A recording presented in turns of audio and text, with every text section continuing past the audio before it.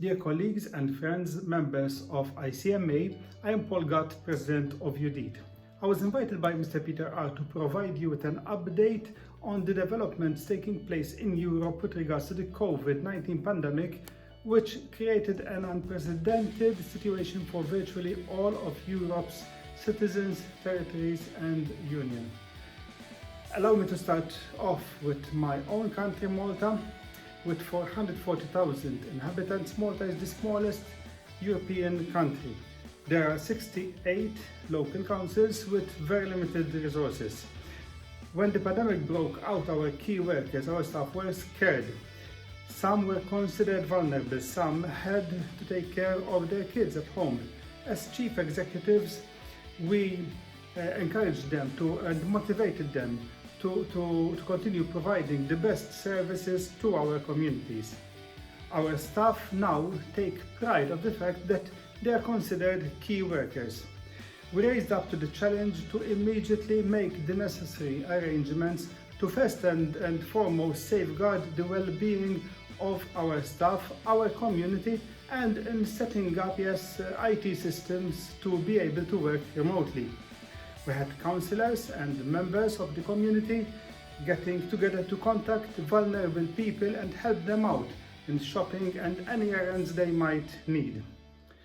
Mayors and councillors worked hand in hand with NGOs and distributed free food and products, lunches and dinners to these people.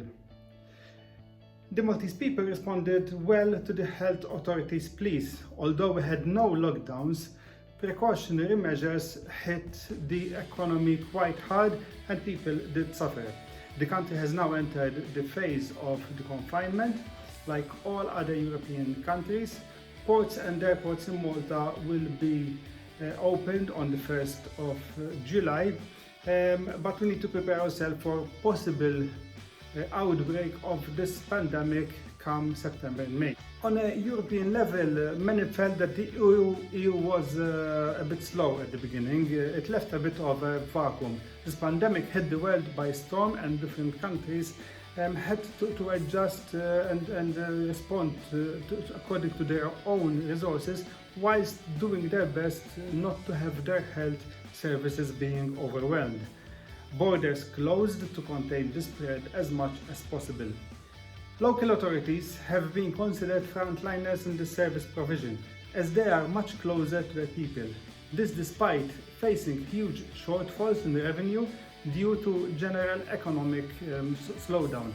Municipalities and regions assisted central authorities and came up with their own initiatives to protect and support their people. Some examples, like the Austrian municipalities, for example, are offering food delivery to sick and vulnerable people. Local authorities in UK have been given greater flexibility to utilize their resources. In Finland, the government has announced an increase in the municipal share of corporate income tax revenue. In France, the emergency bill allows subnational governments to derogate from the spending rule adopted in 2018. In Spain, local governments are now allowed to spend up to 300 million euros from 2019 surplus to provide additional support. We have seen that coordinated response and dialogue between cities, regions and national governments is crucial.